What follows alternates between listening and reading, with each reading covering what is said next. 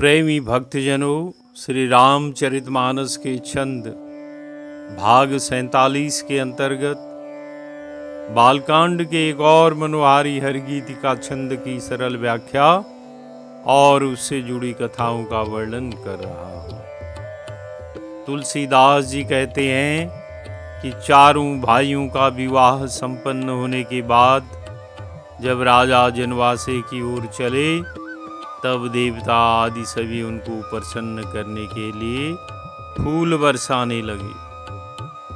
फूल बरसाने के साथ ही देवता नगाड़े भी बजा रहे हैं तथा जय जयकार भी कर रहे हैं। मुनिगण वेद ध्वनि कर रहे हैं और कौतुकी लोग कौतूहल कर रहे हैं। आकाश और नगर दोनों में सर्वत्र आनंद छा रहा है। जब विवाह के पश्चात बारात जनवासे की ओर लौट जाती है तब सखियां मुनीश्वर की आज्ञा पाकर मंगल गान करती हुई दुल्हनों सहित दूल्हों को लेकर कोहबर की ओर जा रही हैं। कोहबर वह स्थान है जहाँ विवाह के समय कुल देवता स्थापित किए जाते हैं और जहाँ कई प्रकार की कुल रीतियां की जाती हैं। सीता जी बारंबार राम जी को देखती हैं, फिर सकुचा जाती हैं, पर मन नहीं सकुचता। प्रेम प्यासे नेत्र सुंदर मछलियों की छवि को हर रहे हैं, क्योंकि समंजन की रीति रस्म को छोड़ जब तक श्री सीता जी मंडप तले रही तब तक उन्होंने लज्जा के मारे श्री राम जी की ओर देखा तक नहीं था। अब एकांत है, केवल सखियां हैं, सो भी चलती फिरती हैं, गान कर रही हैं, हास्य कर रही हैं, अतः मौका भी अच्छा है। तो अच्छा मौका पाकर पुनः श्री रामचंद्र जी की ओर देख रही हैं। पर यहाँ भी सखियों का संकोच है, लोक लाज को निभाना है। अब कैसे सुंदर नेत्र मछलियों की छवि को हर रहे हैं। कहने का अर्थ यह है कि जैसे मछली स्थिर नहीं रहती वैसे ही श्री राम जी के दर्शनों के लिए नेत्र स्थिर नहीं रहते। जैसे मछली जल के लिए छटपटाती है वैसे ही नेत्र दर्शन जल के लिए आकुल हैं। नेत्रों की उपमा मीन है। नेत्र मनोहर मीन की छवि को हरते हैं, यह कहकर जनाते हैं कि मनोहर से भी अधिक मनोहर हैं। यहाँ श्री राम जी के प्रति जो प्रेम है वही जल है। नेत्र प्यासे हैं, इसी से पल भर के लिए नहीं छोड़ सकते। जैसे मछली जल को पल भर भी नहीं छोड़ सकती, मन और नेत्र पल भर भी दर्शन नहीं छोड़ना चाहते, इसी से बार बार देखते हैं। तुलसीदास जी कहते हैं कि श्री रामचंद्र जी का सांवला शरीर स्वभाव से ही सुंदर है। करोड़ों कामदेवों की शोभा को लज्जित करने वाली उनकी शोभा है। कामदेव को लजाने वाला कहने का भाव यह है कि कामदेव भी श्याम है और श्री राम जी का शरीर भी श्याम है। इसीलिए सर्वत्र काम का लज्जित होना लिखते हैं। उनके चरणों की ललाई कमल की ललाई के समान है। उनकी सी ललाई महावर की ललाई में नहीं है। यहाँ चरणों की शोभा महावर से नहीं करते, वे तो सहज ही सुंदर हैं। महावर कब और कहाँ लगाया जाता है? महावर चरणों के ऊपरी भाग में, अंगुलियों में और पैर के चारों ओर लगाया जाता है। यह लाल रंग का होता है जो लाख से बनाया जाता है। विवाह आदि मंगल अवसरों पर ही दूल्हे के चरण इससे चित्रित किए जाते हैं। वैसे केवल सौभाग्यवती स्त्रियां ही इससे अपने चरणों को चित्रित करती हैं। यह विवाह के समय की विशेष शोभा है। कहने का भाव यह है कि महावर से युक्त चरण कमल बड़े सुहावने लगते हैं, जिन पर मुनियों के मन रूपी भौरे सदा छाए रहते हैं। भ्रमर तो कमल को छोड़कर भी चले जाते हैं, लेकिन मुनियों के मनुमधुप प्रभु के चरणों का दिन रात बराबर सेवन करते हैं। वे उनका कभी साथ नहीं छोड़ते। तुलसीदास जी आगे कहते हैं कि विवाह में वर पीला वस्त्र धारण करता है। पवित्र और मनोहर पीली धोती प्रातः काल के सूर्य और बिजली की ज्योति को हर लेती है। अर्थात जैसे सूर्य की द्युति के आगे चंद्रमा की द्युति फीकी पड़ जाती है, वैसे ही पीतांबरी धोती की द्युति के आगे बाल रवि और दामिनी की द्युति भी फीकी पड़ जाती है। उनके कमर में सुंदर किंकणी और कटिसूत्र है और विशाल भुजाओं में सुंदर आभूषण सुशोभित हैं। पीला जनेऊ बड़ी ही शोभा दे रहा है। श्री राम जी सदा पीत जनेऊ धारण करते हैं और विवाह में तो पीत जनेऊ पहनने की विधि है। श्याम रंग पर पीत रंग की शोभा बहुत सुंदर होती है। यही श्याम शरीर में पीत जनेऊ का महाछवि देना है। हाथ की अंगूठी चित्त को चुराए लेती है। श्री राम जी की मुद्रिका हाथ में पहनने की है, जो कि बड़ी ही सुंदर है, इसीलिए चित्त को चुरा लेती है। ब्याह के सब साज सजे हुए हैं और वे बड़ी शोभा पा रहे हैं। चौड़ी छाती पर, हृदय पर पहनने के सुंदर आभूषण सुशोभित हैं, जैसे मुक्तामाल, मणिहार, मूंगमाल, बनमाल, बैजंती हार आदि। पीला दुपट्टा कांखा सोती पड़ा है। कांखा सोती क्या है?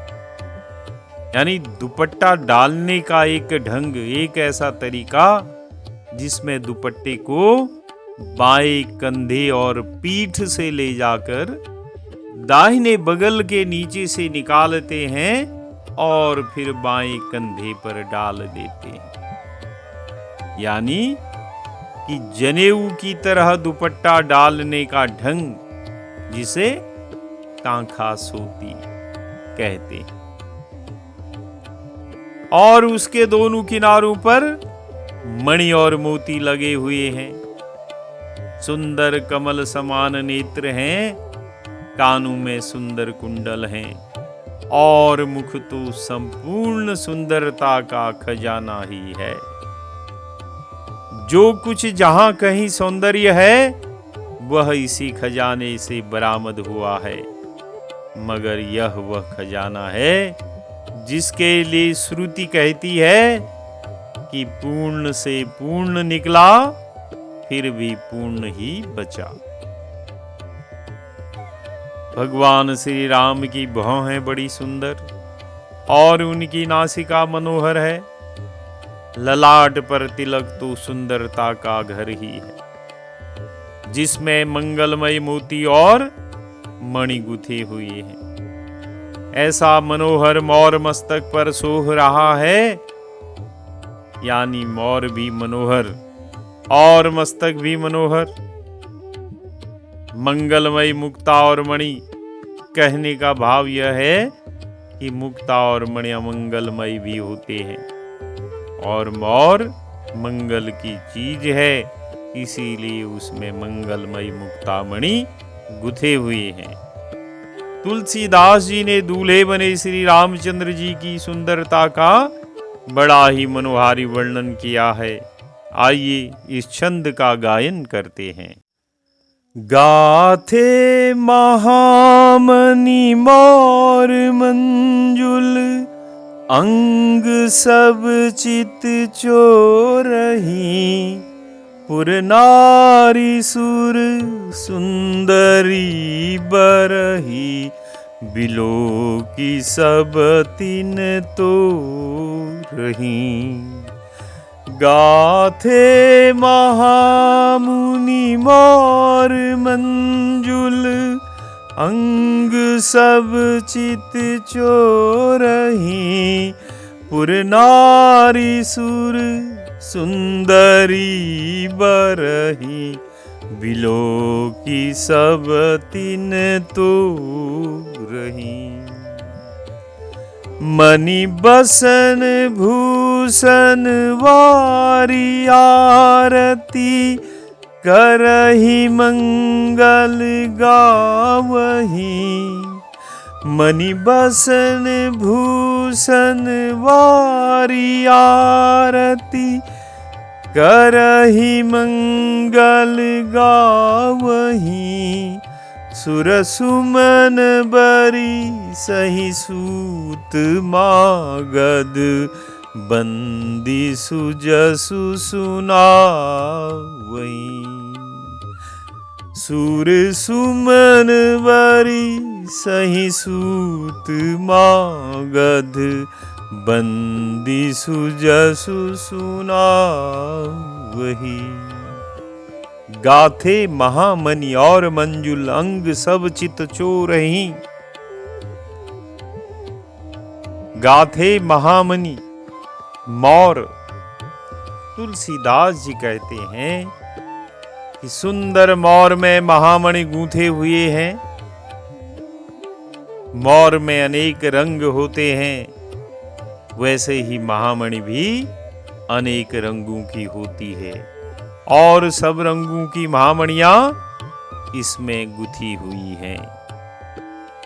अंग सब चित चोरही, और सभी अंग चित्त को चुराए लेते हैं। अभी तक सर्वांग का वर्णन कर आए हैं, और अंत में कहते हैं कि सभी अंग चित्त चोर हैं। कहने का भाव यह है कि संपूर्ण शरीर की कौन कहे, प्रत्येक अंग पृथक पृथक चित्त को चुरा लेता है। पुर नारी सुर सुंदरी, बरहि बिलो की। तुलसीदास जी कहते हैं कि नगर की स्त्रियां और देवताओं की स्त्रियां सभी दूल्हे को देख देख कर तिनका तोड़ती हैं। सब तिन तोड़ही। अब भाई तिनका क्यों तोड़ रही हैं? सभी तिनका तोड़ रही हैं। प्रश्न है कि ये सब स्त्रियां तिनका क्यों तोड़ रही हैं? तिनका तोड़ने का अर्थ यह है कि कहीं हमारी बुरी नजर न लग जाए, और बुरी नजर से बचाने के लिए स्त्रियां तिनका तोड़ने की रस्म अदा कर रही हैं। सभी दूल्हे की आरती उतार रही हैं, और दूल्हा कितना सुंदर है, तुलसीदास जी ने उसका वर्णन किया है। और ये सब देखकर दूल्हे को अचंभित हैं, और तिनका लेकर अपने दांतों से उसको तोड़ रही हैं कि कहीं हमारी नजर न लगे। मणि बसन भूषण वारी आरती, करहि मंगल गावही। इसके बाद वे क्या करती हैं कि मणि वस्त्र और आभूषणों को निछावर करके आरती उतारती हैं और मंगल गीत गाती हैं, क्योंकि सब स्त्रियों के चित्तों को चुरा लिया गया है। इसी से निछावर कर करके वे आरती करती हैं। उनके चित्त सावधान नहीं है, नहीं तो आरती करके फिर निछावर करती, जैसा कि विधान है। लेकिन यहाँ पर इन्होंने पहले निछावर किया और उसके बाद आरती की है, क्योंकि भगवान श्री राम को देखकर अपनी सुधि बुद्धि भूल गई है। सुर सुमन बरिसहि सूत मागध बंदी सुजस सुना वहीं। तुलसीदास जी कहते हैं कि जब स्त्रियां श्री राम जी की आरती करती हैं और वे कोहबर में जाने लगे तो उस समय देवता प्रसन्न होकर उन पर फूल बरसाते हैं और सूत मागध भाट बंदीजन आदि सुयस सुनाने लगते हैं। तो बोलिए सियावर रामचंद्र की जय।